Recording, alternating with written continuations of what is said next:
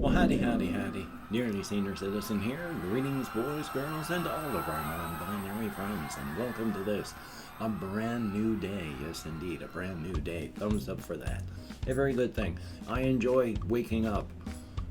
On the whole, it's good to metabolize. Again, I enjoy it. It's a good process. Definitely a thumbs up. Yay. Not much has been going on in my life. I do have a phone appointment with my primary care provider next week for my yearly annual. So I'm going to have to talk about the things instead of being there to say, oh, can you look at this? So thumbs up, but at least I'll be in contact with my primary care provider to talk about things. So that's good. Definitely.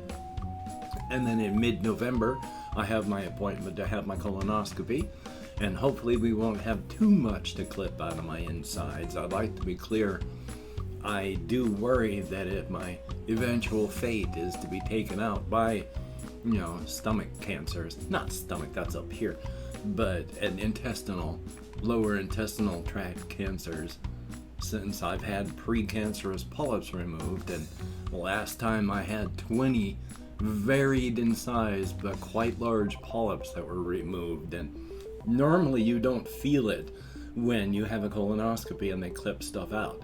They clipped out so much, and so much of it was so large that my abdomen burned for 3 days. So yay. But still, I have an appointment, and that's good. Yay. So on the whole, things are okay. I went walkies last night still, and that was good. Very nice walkies. Little tiny milestones where I'm able to do one more thing that has been difficult for a time. I can't even remember what it was. It was such a little tiny thing, but it was like carrying stuff. It used to be really hard to carry stuff, and then it got easier through time, and then there's still been difficulties, but now it's getting a little bit easier to do these things. Slow changes to the body.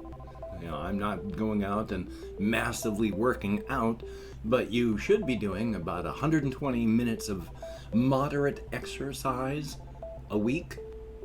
And I try to get that every single day by going walkies. So thumbs up. Moderate exercise, your heart has to go up to a certain rate. And if you walk at 4 kilometers an hour, 3 miles per hour, at a consistent rate, that's moderate exercise. And I go walking and around town 4.5 miles on average every night, and just that is enough to keep my system going. That my resting pulse is 55, and I can do things when I'm properly medicated for pain with THC, so that's good. And I want to keep staying as active as possible. Yay, a very good thing. Also thinking about lots of things while I was out doing my walkies, but I've been having so much brain fog that some of the stuff I can't even remember after I'm back, and some of the stuff when I do remember it, it's just hard to remember fully. So at least I'm trying as best I can. I'm doing refinements of characters, refinements of settings, such like that, and information on backgrounds and such. Like I had mentioned how in the bone hurting juice world, one of the deserts, these huge deserts, is made up of this material that it's like sand, but it's not sand. It's inert. It doesn't break down. It doesn't react to anything. It doesn't melt. It's just a stuff. And it's from a long time past, a previous aeon, where it had spread out from this planet through the galaxy, but instead of being happy and friendly, they were very warlike. And of course, before long, every planet and every system and every civilization was at war with another.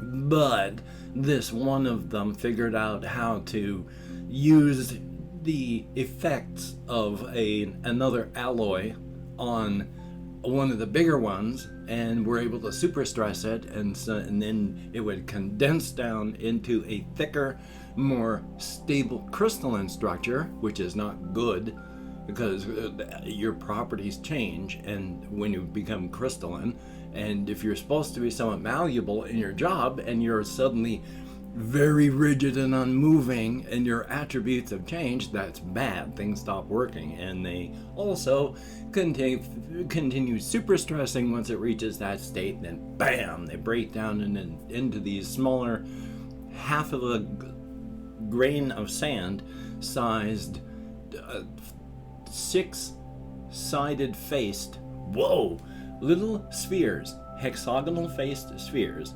six-sided faces of just this thoroughly inert sand-like stuff.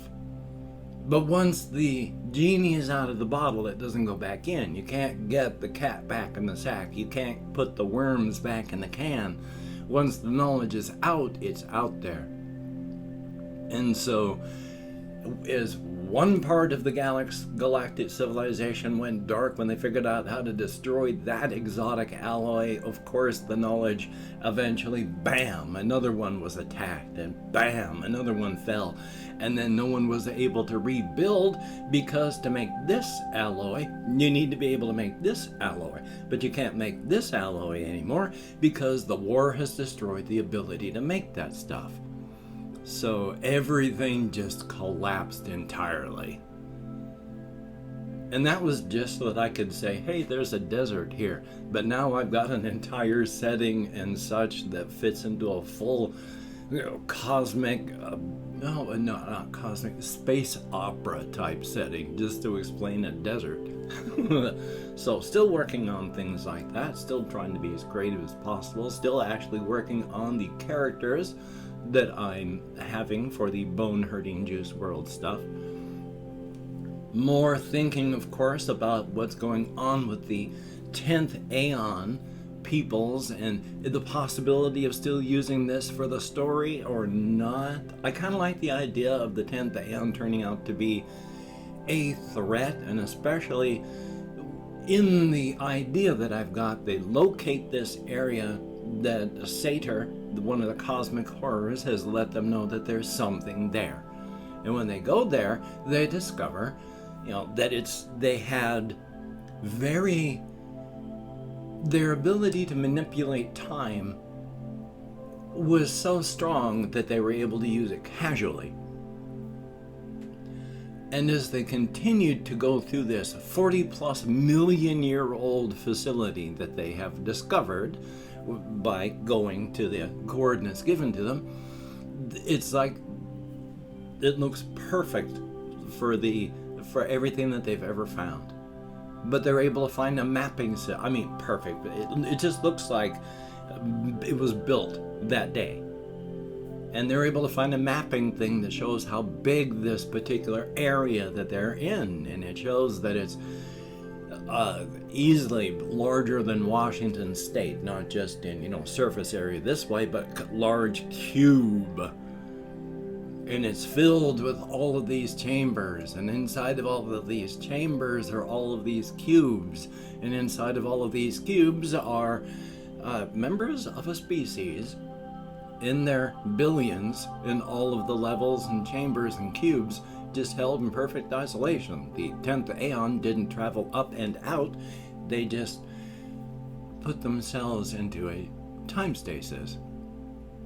For them, they just flick the switch, and then eventually when the machines decide that it's time, or they hit that thing that the race told them to, well then, it's going to open up, and for the people inside, no time will have passed. For their billions.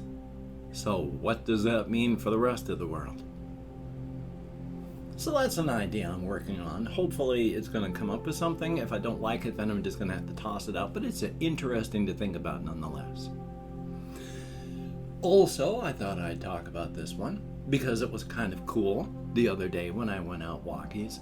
There's a section of we have this road that goes from southern Shelton into downtown Shelton, and then it climbs up out of downtown Shelton into northern Shelton.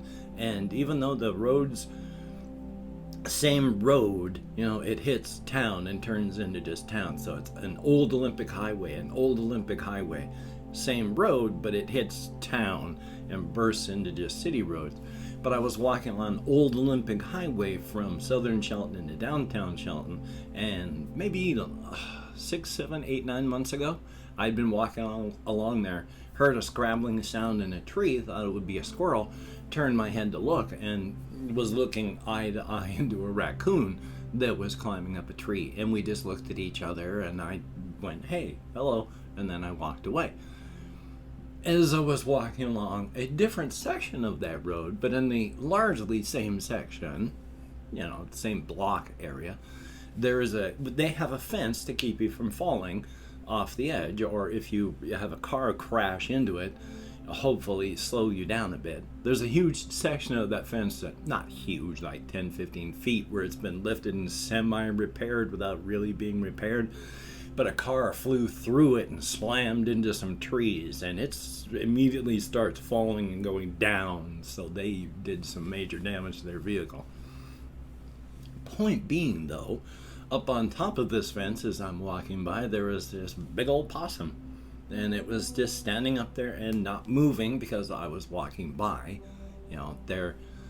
Their primary defense is to become immobile, and so it just sat there as I walked by. So I walked by quickly and tried not to frighten it too much.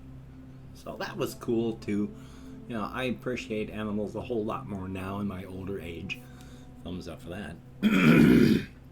Which, again, even though it was later, I had started going out around 8-ish. So it was like 8:30-ish when I got onto the railroad tracks, and it was really dark, so I was walking along, couldn't really see much, dark. But then got about 2/3, 3/4 of the way through it, and there's deer that like to be there because it's a large patch of forest area. There's a creek that runs right next, small river, large creek sort of thing, where it's a major body of water, but it's not like a river. But there's a couple of those that run around and through town, and this is one of the large natural ones that they didn't restructure because of town. And so there's forest there, and so there's deer, but I was walking along, and then there was one of the deer up there ahead of me, and it was starting to get spooked because I got too close because I was walking along, and so I quickly backed up and then walked away and walked on the road so that it would be happy and friendly up on there on the tracks, and so that was cool. It's nice to see critters, and sometimes the deer in town are not as frightened of people as they should be. I mean, I have walked close enough at times where if I'd wanted to, I could have reached out and touched them. So it's not good. They need to be frightened and terrified of us, sadly. Which, once again, I watch some animal rescue channel stuff on various channels, like on YouTube, and then I follow some stuff on Facebook. I use Facebook primarily for Messenger and to talk to people that I wouldn't be able to contact otherwise. But as they point out, there are some of them where they'll post pictures like where they're petting or scratching like rehab animals or just animals that they've gotten hold of, wild animals, and you can't do that, which is why I could never work as a rehabber or all that. Because the wild animals that you're going to release as soon as they're healthy, you can't bond with them. That's not good for the critter. They need to remember that we are predators. Most people are not going to be the kind of person that will go in and go hands-on with these wild critters. Most others are afraid or don't know or are just randomly cruel or just neutral. And you don't want to treat those like they're friends. As much as I want to pet every critter in the world, that is the worst thing to do. So I could never work as a wildlife rehabber because I just want to grab up all the little bats and rats and possums and just hug them and take care of them. And that's the worst thing in the world that you can do. So that part makes me sad. Life is life, though.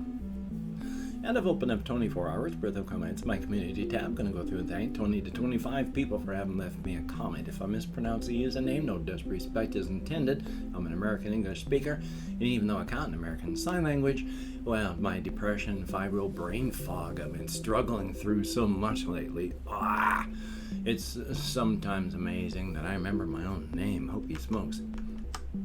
So we have Tristan Griffiths, thumbs up and thank you. And there's Eric Kanata. I hope I'm halfway close. Greatly appreciated. Nelson Mandela, thumbs up. Long Con, greatly appreciated. Jersey Shore Elf, thumbs up and thank you. And there's Kent Codeine, thumbs up. Cloud X15X, well, did leave me a comment. Typical Ghosty, thumbs up. Flora Mew, greatly appreciated, and I hope you continue to enjoy. There is Linner Andriotti, I sure hope I'm close. Death RK, greatly appreciated. And we have 05 Bradley, Natan Kanaz Dolantalide, again, sure hope I'm halfway close, but thank you very, very much. Favel, thumbs up, and then Andreas Leonhard, Leonard, I don't know how that's pronounced, and I'm very sorry, but thank you much. Then there is Ben B, thumbs up. Not K, greatly appreciated. Colin Reisenauer, thumbs up. 12 people in the last 24 hours left me comments on the 3 videos I posted. That's awesome. Thank you, each and every one of you. You get me out of my head and into the world and dealing with real people. Thumbs up and thank you much. With my hands in the air. I do not know what device you are watching this on, so somewhere there is a video description text of such, and inside there is links to all of my channels. Cool if you could check them out. Also links to things like Twitter, Facebook, Patreon.com, and if you could become a Patreon.com patron like one of these beautiful and awesome people, that would be beautiful and awesome. These people help keep me alive, and that is a very good thing indeed. If you'd like to help me out but don't want to become a patron, I have a PayPal link in that video description. And of course, if you don't want to help out by sending money, I do have an Amazon wishlist link where hopefully it's updated. No guarantees, but hopefully. Now, do not feel obligated. I always say it that way. Do not feel, I said it right the first time and then thought I said it wrong. Do not feel obligated. I do not feel entitled. And if you cannot donate or you simply do not donate, I take all good wishes and I deposit them in the bank of my heart where I draw interest. Thank you very much. And of course, if you toss me a like, that would be very cool. I do appreciate all the positive validation for my existence. And if you could hit the notification bell on the subscription button, that would be very cool. Thumbs up and thank you very much. Well, Hokey smokes. Hopefully I can get a phone call or two made today. That would be a good thing. Past that, I've got some editing and such to do, and excuse me. Yesterday, I was just so busy recording. I was so late getting everything done. Yay! So, joy on that as well. Thumbs up. Anyway, though, hopefully you're going to seek creativity, positivity, and balance in your life. That would be a good thing. But until we meet again, you take care. Oh, no, I gotta say this part first. Please. The Covfefe bub. I can't speak English now. The Covfefe bug is raging. If you have to go out, please wear a mask, wash your hands, try not to touch your face, maintain your social distancing, get vaxxed if you can, get a booster if it's available. We can get through this, just gotta be smart about it. Please, please. So now I can say this.